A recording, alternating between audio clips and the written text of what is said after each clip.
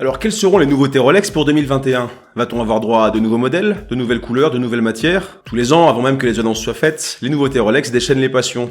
Avec les on-dit, les rumeurs, les infos qui auraient soi-disant fuité, on en entend de partout. Alors aujourd'hui, lecalibre.com vous présente ses prédictions pour les nouveautés Rolex 2021. 2020 fut une année spéciale pour tout le monde, même pour Rolex. Elle a l'habitude de présenter ses nouveautés en avril.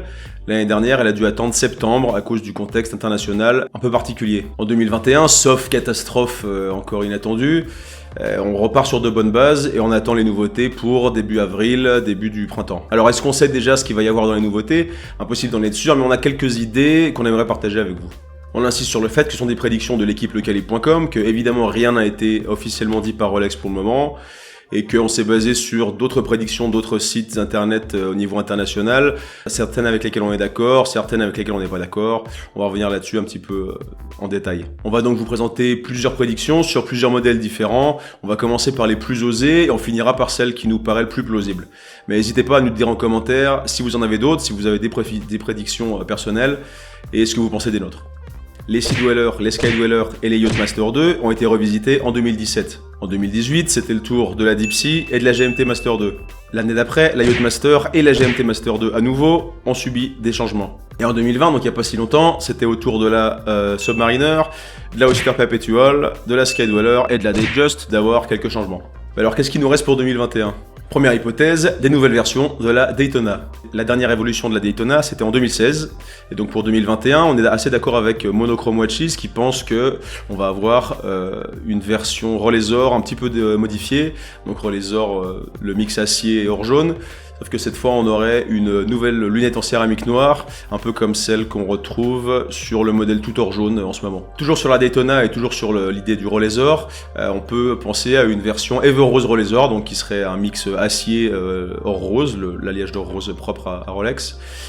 Qui permettrait d'avoir une nouvelle pièce sportive unisexe assez sympa, qui apporterait un peu un vent de fraîcheur sur les Daytona. Il y a déjà des Daytona entièrement en or rose, notamment celle sur le bracelet Oyster Flex, mais le Ever Rose Rolleisor a jamais été fait. On pense que ça peut être une des idées pour 2021. On en profite pour évoquer une autre rumeur qui est basée sur des photos qui ont été soi-disant envolées, qui à notre avis sont plutôt modifiées, qui parle d'une Daytona cadran acier et lunettes bleues, qui passera en 41 mm, contrairement aux 40 mm actuels. Nous on pense que c'est complètement faux et qu'il s'agit d'un Photoshop un petit peu raté d'ailleurs, parce qu'on voit que le 180 sur la lunette tachymétrique ressemble à un 100. Il y a même un prix d'ailleurs dans la rumeur, ça parle de 13 700 €. Pareil, il rajoute des détails pour faire croire que c'est quelque chose de véritable, mais on n'y croit pas. Deuxième hypothèse, une Rolex GMT Master bleue. Bon, on sait que la Rolex GMT Master 2 est souvent reconnue dans ses versions bicolores, dont la Pepsi, qui reprend les couleurs donc du modèle original de 54, qui reprenait lui les couleurs de la Paname, ou alors dans sa version Batman, donc la lunette noire et bleue. L'idée d'une version cadran bleu, lunettes bleues tourne dans les cercles des passionnés depuis plusieurs années. Est-ce que 2021 sera finalement l'année qui nous présentera cette nouveauté, juste un an après qu'on ait vu l'arrivée de la Tudor Black B58 Navy Blue, qui a été un succès énorme? C'est possible. Je pense que c'est encore un peu tôt, mais c'est possible. Ça fait partie des trucs qui sont envisageables, quoi. On peut aussi penser à une version cadran noir, lunettes bleues, en hommage à la Blueberry des années 70, qui était une 1675, donc avec ce mix de couleurs, qui est très rare et qui est reconnu comme un objet de collection très recherché. Ce serait une très bonne nouvelle de l'avoir en 2021. Je suis pas sûr que ça arrive non plus. Tant qu'on est dans les GMT, j'en profite pour vous parler aussi de la rumeur de la Tudor Black Bay GMT en or rose. Il y a eu une photo notamment d'Instagram qui a pas mal tourné. Le rendu est magnifique. Moi j'adore ce rendu. Ce serait top qu'on ait ce lancement en 2021. On devrait en savoir plus aux alentours du 8 avril. On a reçu une invitation d'ailleurs pour aller voir le lancement de leur nouveauté tout début avril. Dès qu'on en saura plus, vous en serez informés. Troisième hypothèse, un bracelet jubilé et des nouveaux matériaux sur la Submariner. Bon, la Submariner a été revisitée complètement en 2020, donc je doute qu'il y ait de gros changements sur la montre moins d'un an après le dernier lancement. Par contre, l'arrivée d'un bracelet jubilé, c'est tout à fait plausible. Il y a des sites comme Monochrome Watches qui parlent d'une version de la Submariner en or rose et d'une autre en platine qui viendrait donc s'ajouter à la version en or blanc qu'on a déjà aujourd'hui. Pareil, je pense que c'est un peu des trop gros changements, ça m'étonnerait que ce soit cette année. Ce serait assez cool de voir celle en or rose, ça changerait un petit peu. Je doute que ça fasse partie de la stratégie en ce moment, mais pourquoi pas, c'est intéressant. Quatrième hypothèse, une nouvelle Rolex Explorer. Là par contre, on rejoint Monochrome Watches sur le fait que 2021, ce serait quand même en partie l'année de la Explorer et de la Explorer 2, dont on va reparler juste après. Pour la Explorer, depuis le premier modèle de 53, qui a été construit, donc basé sur la Oyster Perpetual qui avait accompagné le premier homme qui a gravi l'Everest. On a eu plusieurs évolutions depuis cet exploit. À la fin des années 80, on a vu l'apparition de la Explorer référence 14-270, avec son cadran brillant et ses index en applique. Ensuite, elle est restée inchangée jusqu'en 2010, avec l'arrivée de la 214-270, qui est passée à un boîtier en 39 mm, alors qu'elle était en 36 avant. Et en 2016, la 214-270 MK2 a proposé de nouvelles aiguilles plus longues et des chiffres luminescents à 3, 6 et 9 heures. Et donc c'est cette version qui est au catalogue en ce moment, 214-270 MK2 au boîtier Oyster de 39 mm avec un cadran noir. C'est une des rares montres de la marque du catalogue actuel qui n'est pas encore équipée d'un calibre nouvelle génération, donc c'est pas exclu qu'elle profite d'un petit rafraîchissement pour 2021. En 2020, il semblerait que Rolex ait voulu nous dire que le nouveau standard au niveau des tailles pour les montres professionnelles pour hommes était passé à 41 mm. C'est ce qu'on s'est dit avec le changement de la Submariner évidemment et l'arrivée de la Oyster Perpetual 41 qui a aussi été proposée en 36 mm, plus pour toucher un public féminin qui cherche un peu plus de discrétion, un peu plus de finesse, etc. Et du coup, le 41 est quand même vraiment central maintenant dans les montres professionnelles hommes. Et donc, on pense qu'en 2021, la Explorer 1 va elle aussi adopter un format de 41 mm. Si c'est le cas, il y a fort à parier pour qu'elle soit entraînée par le 32-30, le calibre qui entraîne la Submariner et les Oyster Perpetual de 2020. Et donc voilà, ça nous ferait une nouvelle base de Explorer 1. Au niveau du cadran, on pense qu'il y aura quand même une version noire et aussi l'introduction d'une version polar, donc avec un cadran blanc. On a aussi retrouvé ça chez Monochrome Watches, alors qu'on s'était pas concerté évidemment, mais donc ça fait partie des possibilités. Est-ce que comme sur les Oyster Perpetual, on aura droit à un modèle en 36 mm? C'est possible aussi. La Explorer a jamais été faite ni en or ni en platine. Il y a aussi des sources qui disent qu'en 2021 ce sera le cas. J'en doute, c'est pas une année importante pour le modèle en soi.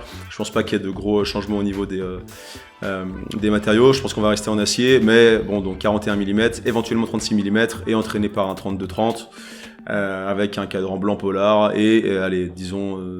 Est-ce qu'il y aura deux options, une noire, une blanche? C'est un peu dur à dire. Allez, partons sur un cadran blanc.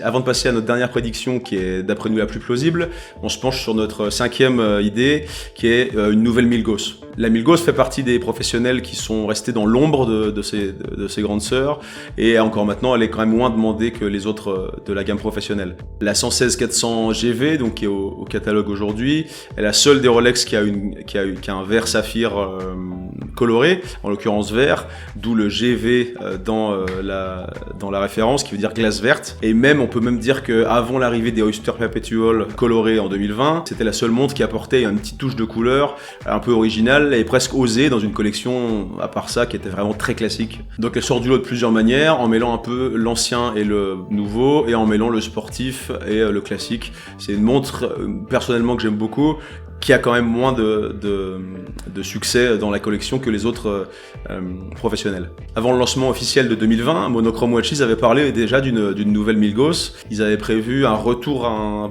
un design beaucoup plus proche des premières Milgauss, avec un retour d'une lunette bidirectionnelle, un boîtier en 42 mm alors qu'elle est en 40, avec un cadran noir classique, mais en gardant l'aiguille éclair, qui est donc, elle, vraiment typique de la Milgauss depuis ses débuts. Donc c'est pas arrivé en 2020, on l'a vu. Nous, on pense qu'en 2021, c'est toujours pas l'année où ce genre de changement s'effectuera. Ça fait des trop gros changements pour un modèle pareil. On sait que Rolex préfère quand même les petites touches et pas des changements radicaux à ce point-là.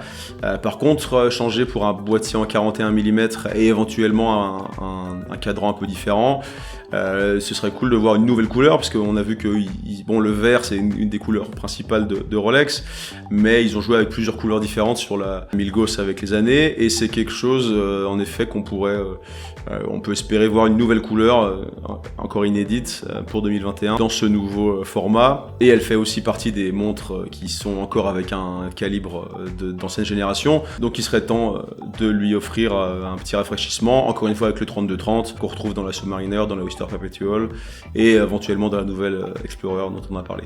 Juste un petit retour sur la Milgauss, on rappelle que quand elle est sortie, c'était la montre la plus résistante au champ magnétique, elle résistait à 1000 Gauss, comme son nom l'indique. On sait que maintenant c'est plus du tout la plus résistante. Plusieurs calibres de chez Omega résistent sans problème à des champs magnétiques de plus de 15 000 Gauss, notamment grâce à l'utilisation de matériaux amagnétiques. Alors est-ce que Rolex va proposer une montre qui dépasserait encore les limites de la résistance électromagnétique avec une nouvelle technologie? Est-ce qu'elle gardera l'idée du boîtier en fer doux, de la boîte en fer doux dans le boîtier qui permettait d'isoler ce boîtier et de le protéger? C'est difficile à dire. Est-ce qu'elle garderait les 1000 Gauss de résistance en hommage au modèle de 1956? C'est quelque chose les deux sont envisageables. Connaissant la marque, c'est possible qu'elle travaille sur la montre la plus résistante au champ électromagnétique et qu'elle mette d'accord tout le monde, un de ces quatre. Je pense pas que 2021 soit déjà l'année où elle mettra tout le monde d'accord au niveau électromagnétique, mais bon, ça reste à voir, c'est une possibilité aussi. Ça y est, on arrive sur notre dernière prédiction, et c'est dont on est le plus convaincu. On rappelle juste avant que quand on dit nouveau modèle, ça veut aussi dire l'arrêt d'autres anciens modèles, et donc les hausses de prix sur le marché gris des modèles en question. C'est triste, mais c'est comme ça. C'est pour ça que chez Lekele.com, on recommande de faire les achats sur une marque avant les annonces de nouveautés, histoire de pas justement subir ces hausses de prix. Et pour ce faire, vous pouvez aller visiter le site de notre partenaire Chronext, qui sponsorise cette vidéo. Chronext est spécialisé dans l'achat et la revente de montres toutes marques confondues. Le site garantit l'authenticité et le bon fonctionnement des plus de 7000 pièces qu'il propose, car elles sont toutes vérifiées par les horlogers en interne. On vous en a déjà parlé dans d'autres vidéos. Tout est vérifié par leurs horlogers, il n'y a aucun doute, aucun risque là-dessus. L'entreprise étant basée en Allemagne, on évite donc en plus les frais de douane. Donc allez voir le lien en description et utilisez le code LECALIBRE pour votre prochain achat et vous bénéficierez de réductions entre 75 et 750 € selon le montant de la montre que vous aurez choisi. Donc sixième et dernière hypothèse, une nouvelle Explorer 2, 50e anniversaire. Donc pour nous, la plus plausible de ces prédictions est l'arrivée d'une Explorer 2 50e anniversaire. On retrouve cette prédiction chez Monochrome Watches, Dark & Jack, ID Guy et d'autres encore. C'est entre autres parce qu'elle fête ses 50 ans et qu'on sait que la marque prend les jubilés au sérieux. Par exemple, la Submariner qui a été finalisée en 53, bien qu'elle a été lancée en 54 au Baselworld, elle a fêté ses 50 printemps en 2003 avec la 16610 LV, avec sa lunette à l'insert en aluminium vert, aussi appelée la Rolex Kermit, que tout le monde connaît, qui a marqué vraiment un tournant dans la marque. Pour la GMT Master, c'est pareil, officiellement lancée en 55, ce qui a donné lieu à la naissance de la GMT Master 2 version 50e anniversaire entièrement en or jaune en 2005. La Daytona lancée en 63, qui a fêté donc ses 60 ans en 2013 avec la première Daytona en platine avec le cadran Ice Blue. Et la Sidweller, dévoilée en 67, qui a eu droit à une version 50th Anniversary, la 126-600, lancée en 2017, avec son boîtier passant de 40 à 43 mm, et le retour de l'inscription rouge sur le cadran. D'ailleurs, elle aussi, elle a marqué quelques changements assez importants pour la suite. Et donc la toute première Rolex Explorer 2, la 1655, a été lancée en 71. 2021 marque donc ses 50 ans. Alors attention, toutes les marques de Rolex n'ont pas bénéficié d'un modèle 50e anniversaire. Par exemple, la Explorer 1 n'a pas fait de vague en 2003. Mais on se joint à tous les passionnés qui pensent que la Explorer 2 bénéficiera d'une version 50e anniversaire en 2021. Le modèle actuel, la 216-570, est la seule Rolex entraînée par le 3187. En fait, c'est un 3186, celui qui entraînait les anciennes GMT Master 2, qui a été un petit peu retravaillé, la platine a été élargie, quelques pièces ont été changées de manière à adopter la taille de 42 mm de l'Explorer 2. Il est aussi doté du système anti-choc Paraflex de chez Rolex, de manière à renforcer sa résistance au choc et aux températures extrêmes. Parfait pour les conditions pour lesquelles la Explorer 2 fut pensée et conçue. Pour cette nouvelle Explorer 2, on pense qu'elle resterait sur 42 mm et qu'éventuellement elle nous présenterait un nouveau calibre, le 32-87, qui serait une évolution du 32-85, donc celui qui entraîne actuellement les GMT Master 2. Encore une fois dans la même idée, avec une platine un petit peu élargie, quelques pièces changées, de manière à se marier avec les 42 mm de l'Explorer 2. Au niveau du cadran, pour cette version anniversaire, on pense rester sur une version noire, une version blanche, mais avec un changement de couleur assez radical au niveau de l'aiguille GMT et de l'inscription Explorer 2 à 12 heures sur le cadran. Donc l'aiguille GMT du modèle actuel est orange, reprenant la couleur du modèle de 71. On pense que pour les 50 ans, elle passerait au vert. Tout comme l'inscription Explorer 2 sur le cadran. La couleur verte a toujours été assez importante pour Rolex. On la retrouve sur leur boîtier, sur leur carte de garantie, sur les catalogues et évidemment sur plusieurs de leurs montres, dont certaines qui sont parmi les plus recherchées, la Hulk et la Kermit, pour pas les citer. Et donc on pense que pour les 50 ans de la Explorer 2, on aura une petite touche de vert sur le cadran et sur la nouvelle aiguille GMT. Un peu dans la même idée d'ailleurs que la Rolex GMT Master 2 116-710 LN. Le boîtier et le bracelet de cette nouvelle Explorer 2 garderaient cet aspect brossé qu'on a depuis le début. Ça fait partie vraiment de l'identité de la montre. Je pense que c'est pas quelque chose qu'ils vont changer tout de suite. Par contre, l'entrecorne pourrait s'élargir un petit peu, passer à 21 mm et donc accueillir le nouveau bracelet Oyster qu'on a découvert sur la Submariner en 2020 et qui se marierait parfaitement avec le boîtier en 42 mm donc de cette Explorer 2. Là, on n'est pas spécialement d'accord avec les autres, c'est sur la lunette. Beaucoup parlent de l'arrivée d'une lunette en céramique noire. On pense que, vu que la Explorer 2 est quand même faite pour les explorations, évidemment, l'aventure, etc. Il y en a pas mal qui l'utilisent pour faire de la grimpe, de la découverte de caves, etc. Ce serait étonnant de mettre de la céramique qui est quand même beaucoup plus fragile que la lunette en acier actuelle. L'Explorer 2 est quand même censé pouvoir, sans trop de séquelles, prendre des chocs, rentrer en contact avec une roche, une surface un peu dure. En céramique, ça reste résistant, quand même moins que l'acier. Donc on pense pas que ça passe sur de la céramique. Par contre, un acier brossé noir fait partie pour nous des options les plus plausibles. On parle aussi d'un changement au niveau du style de la gravure de cette lunette fixe en acier. Revenir à un style un peu plus fin, celui des premiers modèles de 71 en fait, avec les chiffres pairs en chiffres arabes et les chiffres impairs juste en index bâton un peu plus simple. Dites-nous ce que vous pensez de nos prédictions, donnez-nous aussi les vôtres en commentaire, c'est toujours cool de lire vos avis. Cliquez aussi sur le bouton rejoindre pour nous soutenir. On vous met 2 vidéos qui devraient vous plaire et on vous dit à bientôt sur lecalibre.com. Allez, ciao.